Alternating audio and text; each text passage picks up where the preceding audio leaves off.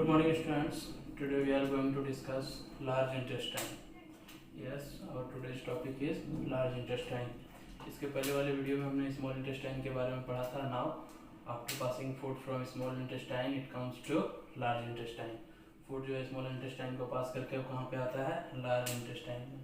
Basically एक चीज़ जान लेंगे लार्ज इंटेस्टाइन में, इसमें जो भी फूड आता है वो समहाउ अनडाइजेस्टेड फूड होता है. मतलब जितना डाइजेस्टेड फूड, मतलब जो भी डाइजेशन के लिए फूड था वो ऑलरेडी स्मॉल इंटेस्टाइन में डाइजेस्ट हो चुका था.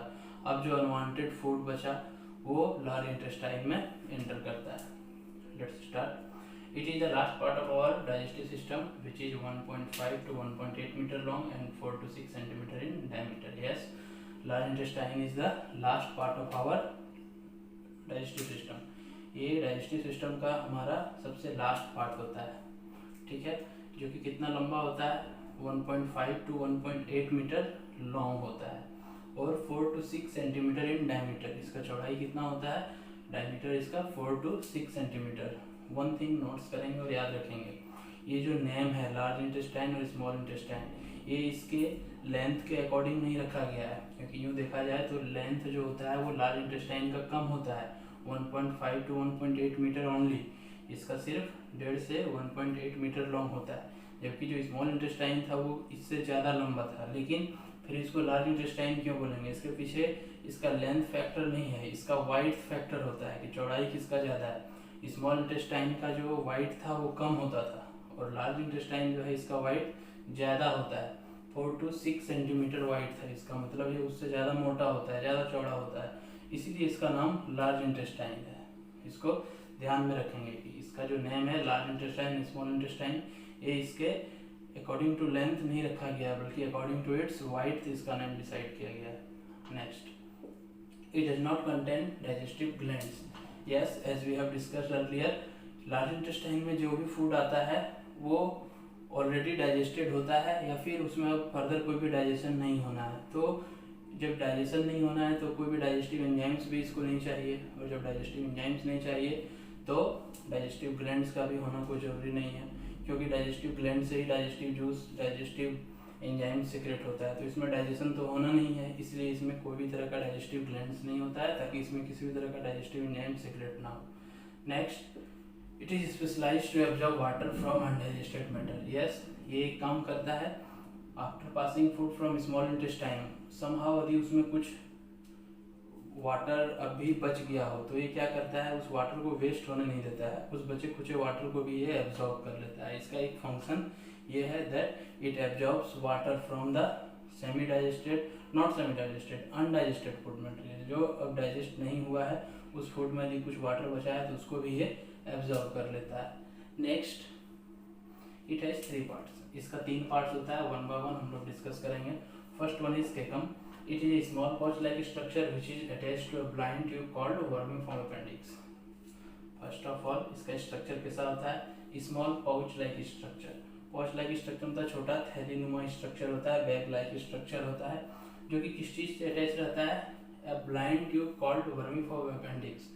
Yes, इसके बारे में थोड़ा सा डिस्कस करेंगे. ये vermiform appendix क्या है? जैसा कि इसका नाम है, क्या नाम है? Like a blind tube. तो ब्लाइंड मतलब जिसके बारे में कुछ जाना नहीं जा सकता है.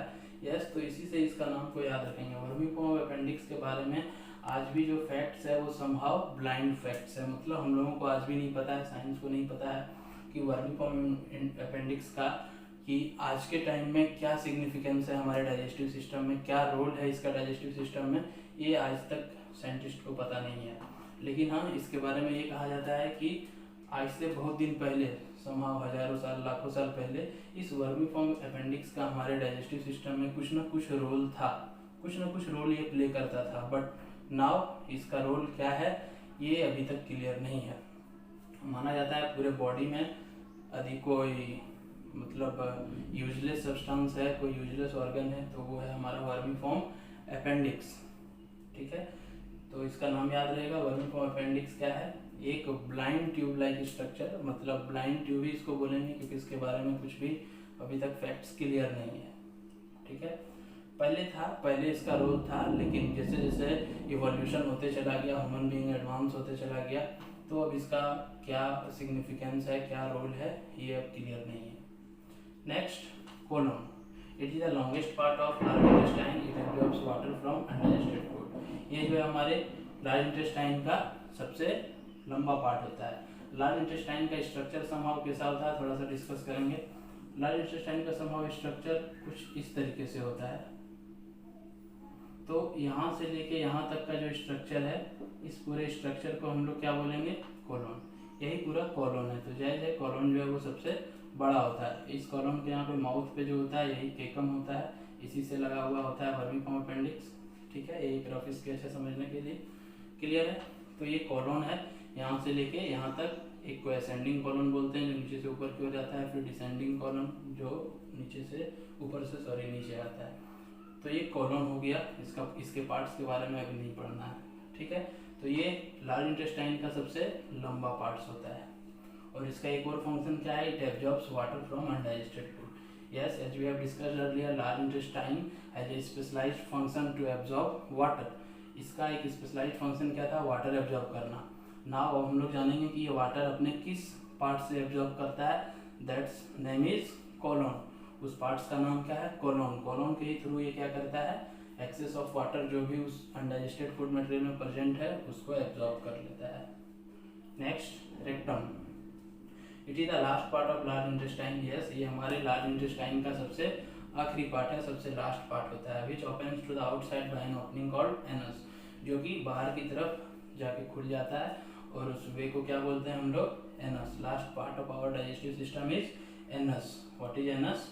Anus is the last part of our digestive system from which we excrete the undigested food, जिसके थ्रू हम लोग अनडाइजेस्टेड फूड को, या फिर यूँ कहें कि जो यूजफुल फूड नहीं बचा हमारे लिए, उसको क्या करते हैं हम लोग, एक्सक्रेट कर देते हैं बाय एनस, थ्रू एनस के थ्रू उसको हम लोग अपने बॉडी से थ्रू आउट कर देते हैं। तो this one is the rectum. ये हमारा रेक्टम था, last part of our digestive system था। इसको नोट डाउन कर लेंगे। ये जो टॉपिक है न्यूट्रिशन इन ह्यूमन बींग्स का, ये सबसे लास्ट पार्ट था।